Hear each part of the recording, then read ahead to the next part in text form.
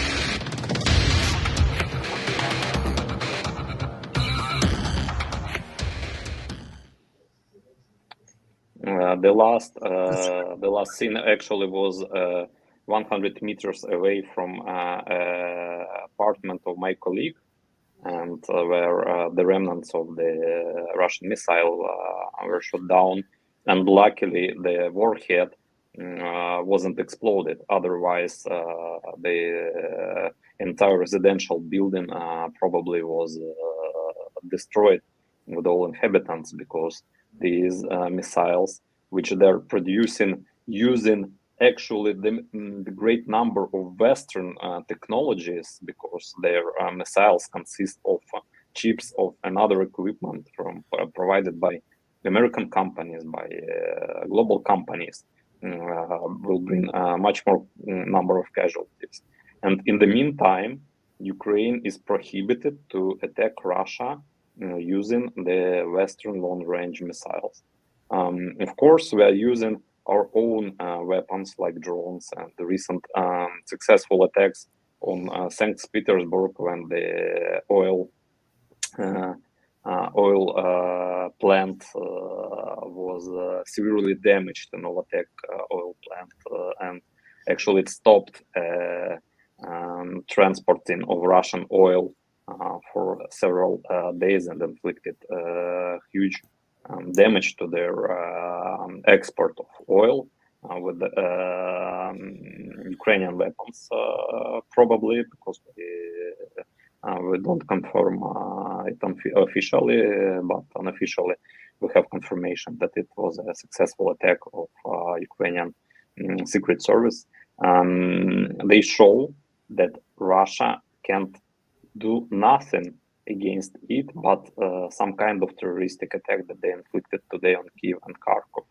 They're not using nuclear weapons. They just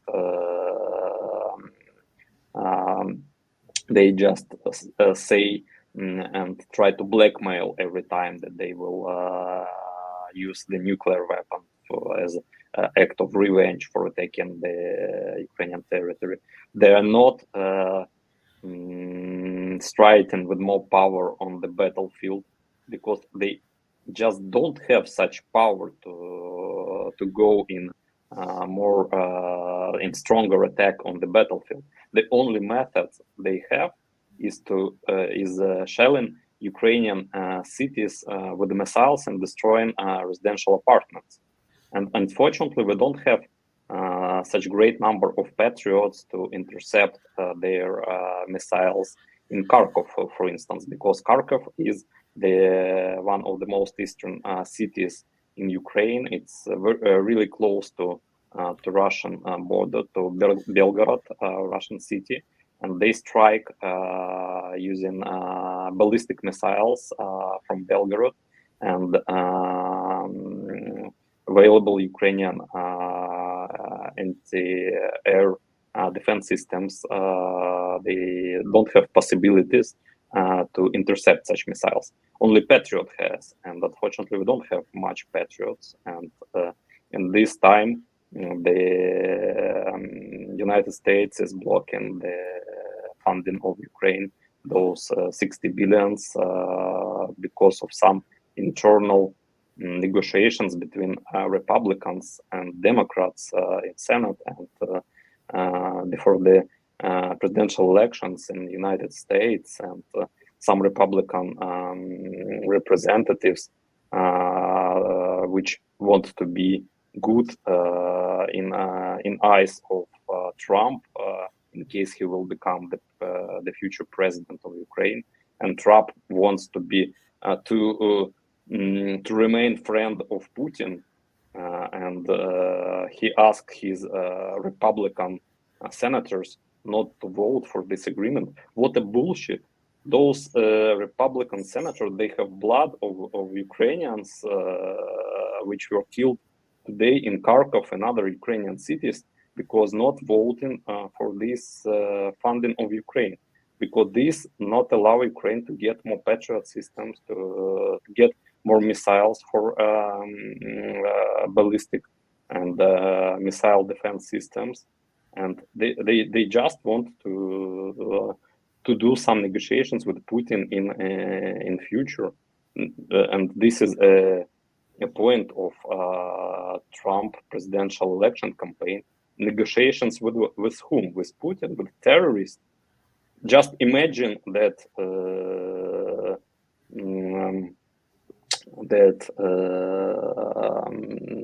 Bill Clinton or some other from previous American presidents had a point of negotiations with Osama bin Laden in his electoral campaign, and he said Osama bin Laden is a good guy. It's okay that he attacked United States on September 11th. He had reasons probably to do this, and I will negotiate with him, and I will sign a peaceful agreement with him in 24 hours when I will become a president. Just imagine this point in presidential, in the electoral campaign of some of United States presidents. It's nonsense for me. Ivan, I would like to add something to it, very important. Remember when you mentioned that there is a negotiations between a Republican and party and Democrat parties in the United States. United States right now, there is no Republican Party. It's a party of Trump. Once Trump will be out of politics through various reasons, maybe natural causes, maybe he'll lose election to Biden or whoever will be there. That will be the end of Trumpism, and Republican Party would have to rebuild itself to become a normal political party, not a party of a person who's quasi-criminal, at least, and hopefully will be recognized as a criminal, not in too distant future, but we'll see about that. What's more important is that the European countries finally recognized what's happening in the war between Russia and Ukraine, and they are full-heartedly on the side of Ukraine. They're ramping their military production. The leaders, the leading European countries already visited Washington. Mostly they had talks with administration, which means office of the president. And they said that if United States will resume military help to Ukraine and financial as well, right now in the near future, then all game of supporting United States is over. If they want to do something against China and its invasion to Taiwan or anything like this, NATO countries, European countries will not support United States. They can be on their own and not even ask for any help. And it doesn't applies just to a new administration if Trump will indeed win the election. It applies to all American administrations. So from now on, United States is on the notice that their assumptions that they support NATO and other European countries, and in return, they will support the United States, even when needed. This is all out the window. It's not already there anymore. So that could lead to further isolation of the United States in the world, and I don't think that that is a part of United States international politics of the last 80 years almost, since the end of Second World War. Jonathan, how you see this situation from this? It was just okay. Here comes the hand grenade. It's buzzing. Here it is. It's live. I got drive my best. Oh, thank you. I'm listening to this discussion. I'm saying, oh boy, here comes the hand grenade in my direction. Well, yes, I agree that there will be tremendous pressures on the United States to become isolationist.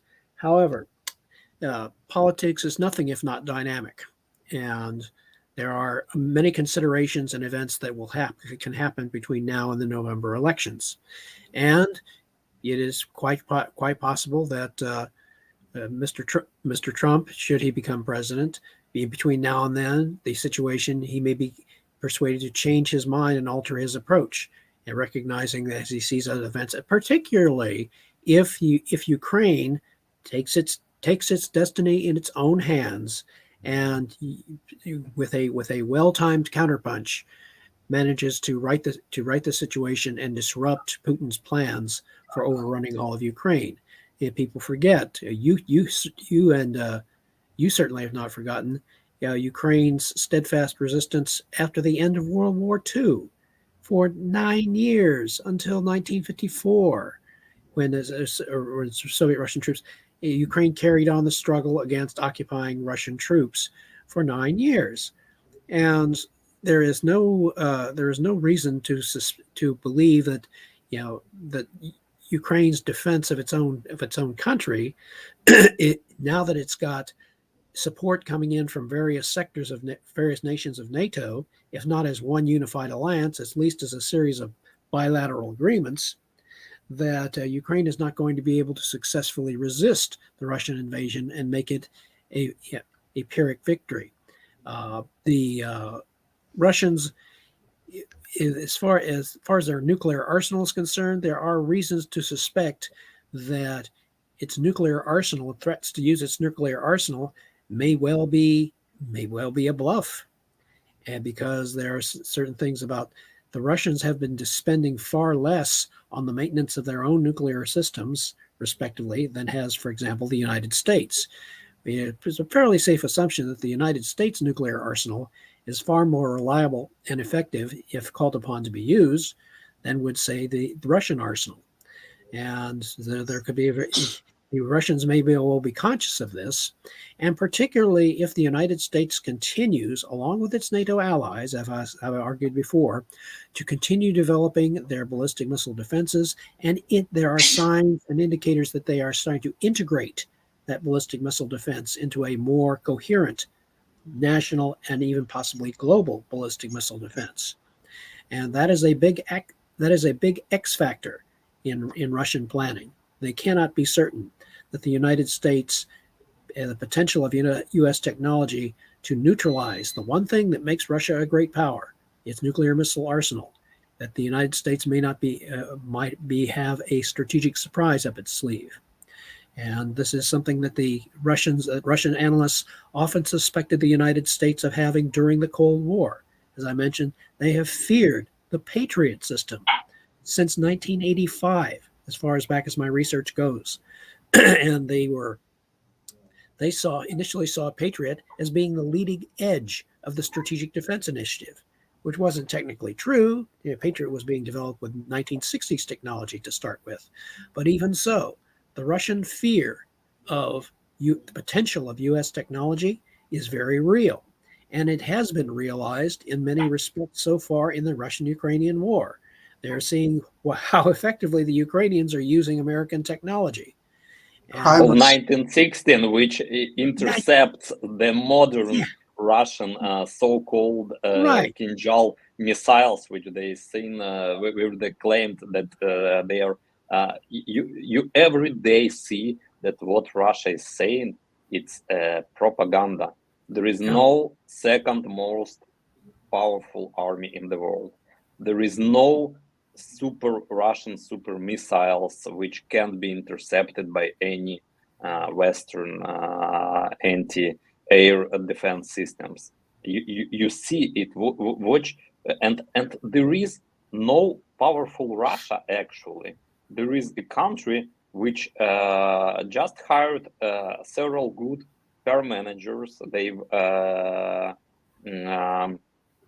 actually inherited the books of Nazist propagandists of Goebbels. They've built factories of propaganda. By the way, these propaganda factories influenced last American elections, presidential elections. Probably they're interfering the current presidential campaign as well, because these propagandistic factories, which are using dozens of bot accounts in social media platforms, in Facebook, and on YouTube. They're now using the artificial intelligence, and they're speaking in commentaries. They're posting like real people, which express their opinion about one or other politician, but at the same time they're not real people. They are just some KGB, FSB officers which sit in near Moscow, and they're using all these instruments to destabilize the political situation in United States, in Western countries, because this is the only thing which they are doing well. Their propaganda is really doing well because they have technologies developed not by Russians actually, but by Western countries. They have social media platforms, Facebook, YouTube, not Russian ones, they're Western ones. They have some journalists and media which they are bribing using really great money, paying in bitcoins, which anonymize these transactions. And what is more funny in this situation, that they earn this money trading with Western countries, selling Western countries their goods, selling the Western countries their oil, and then they use this money to destabilize situation in these countries, and this is ridiculous for me.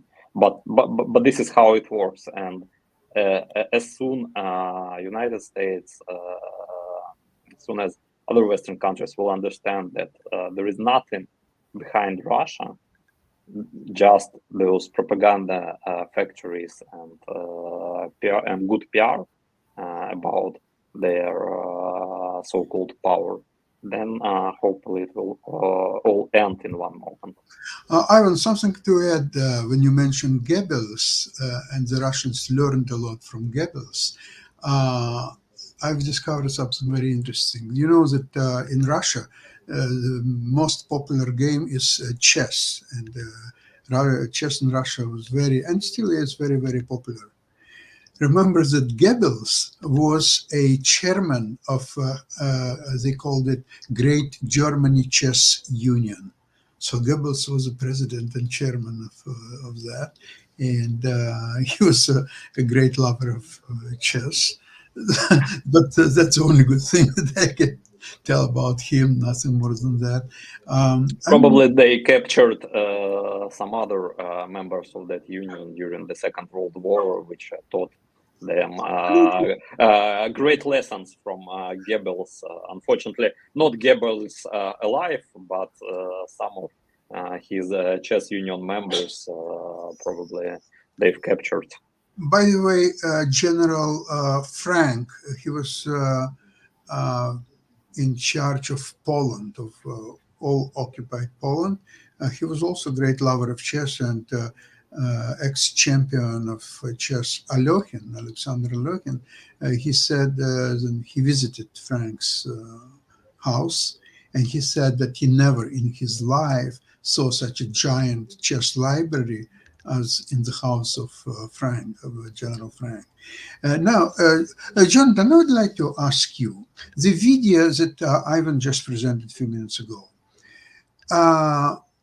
I'm not sure about Europe, but in United States, not only such videos, but actually you can't find any information about situation in Ukraine at all, and not only in Fox News outlets, but even in liberal and democratic outlets. You cannot find any materials about what's happening right now in Ukraine. And maybe that's what allows Biden not to send F-16s to Ukraine, and people like Trump say that there should be not even a single dollar spent on Ukraine. What do you think? Well, it's kind of hard to argue with the absence of information, and I must confess it does make one rather suspicious of the motivations behind not reporting that type of, because keep in mind during the Vietnam War, when that was the first war in which the war itself was brought live into American homes. Yeah, Americans, for the first time in the 1960s during the Vietnam War, they saw war happening on their own television screens. They saw it being brought. They saw American soldiers being wounded or killed, and this, when Walter Cronkite declared that essentially that he could not support the Vietnam War, Lyndon Johnson was reported to have said, "Oh, I've lost Walter Cronkite. I've lost the support of the American people." So they may end at the fact is they may indirectly be drawing a lesson from this and not reporting on the vividness of the war in Ukraine, because if those images were being consistently broadcast and displayed to Americans all across, as well as the various constituencies of members of Congress, then it would be a lot more difficult for the American leadership to simply brush things aside and pretend that it's not as bad as it seems. So, yeah, I am puzzled about the lack of cover. I am puzzled about the lack of coverage of the Ukrainian war itself. Yeah, since it's like the leaders are saying, "Don't nobody bring me no bad news." Jonathan, but aren't you afraid that this spells, if we believe that both parties, the Democrats and party of Trump, are against showing a truth of what's happening in Ukraine, because it benefits both of them. Because if it would be shown and people, their electors would find out of atrocities what are happening in Ukraine, they would mobilize them, do something about that. You're getting Well, $1 trillion well, budget. Do something. well, if that is in fact the case, then it's up to the American people independently, through various groups, Provided that they're informed. But if they're not provided they're informed, informed. what Well, else we can do it? well, then looks like it's up to you and me. No, I'm just That's kidding. exactly Yeah. right. I totally agree with you. It's exactly right. I just wanted to add to regarding the lack of coverage of about the situation in Ukraine in American media. I've just checked the Wall Street Journal, for instance, website, and on their homepage there is nothing about the war in Ukraine and this massive missile attack on Ukraine for today. Before that, they removed the war in Ukraine from section from their website, and their slogan is that democracy dies in darkness. So I want to say, probably have some journalists from Wall Street Journal listening for us. I just want to say that because of that, democracy dies in darkness. You're doing very bad job, and you're not following the slogan and the motto of your own media when you do such things. In some other media, in CNN, for instance, there is some information about war, but this first shock when Russia invaded Ukraine 2 years ago and committed all those atrocities, and when the whole world have seen what Russians are doing in Ukraine, that they are real barbarians, it passed, and the interest of the audience of probably United States citizens, Canadians, it passed as well, because it doesn't doesn't touch them directly. They're paying taxes. Some part of those taxes is going for some military help of Ukraine, and they don't understand why they have to pay taxes and why Ukraine needs this help. And then they vote for Donald Trump, who said that he can stop war in Ukraine in 24 hours. President Zelensky invited Trump to come to Ukraine and to see what he is going to stop in 24 hours. If Donald Trump is not a coward, then probably he will accept this invitation to go here to see the real situation in Ukraine, and then to think again what and how he is going to stop, or he is going to give up some Ukrainian territories to Putin by stopping military help to Ukraine. What his party, what his Republican Party now is actually doing. They're using their power to stop military help to Ukraine. And the next thing will be Putin trying to get back Alaska, because he already issued a law about finding the old Russian Empire property in Western countries and taking measures to reclaim it back. It's nonsense. Finding Russian Empire property and taking measures to reclaim it back. Alaska, it was property of Russian Empire 100 years ago. And we bought it for $7 million. Boy, that was a bargain. Well, at that time, 7 million. Well, what is that? I would like to end today's show. It will be unfair to paint United States as absolutely helpless and lost cause. I would like to mention that there was published just recently a proposed plan for victory in Ukraine. And it's a report from the House Foreign Affairs Committee, the House Armed Services Committee, and House Permanent Select Committee on Intelligence, which aims to answer critical questions about US and allied support for Ukraine and present a proposed plan for victory where we win and Russia loses. So there is ongoing initiatives, and hopefully the cause of helping Ukraine is far from being lost. Jonathan, have you seen this document? I'm looking forward to looking at it more in detail. Yeah, it would be very interesting. It's a hopeful sign. Yeah, hopefully we'll discuss maybe on Friday. I'll read it one more time and we'll be able to discuss it, okay? In the meantime, thank you so much for today's program, and I'm looking forward to see you Friday, same place, same time. And hopefully we'll have a good news. And Slava Ukraine. Thank you very much. Героям слава. Thank you. Bye. Bye-bye, everybody.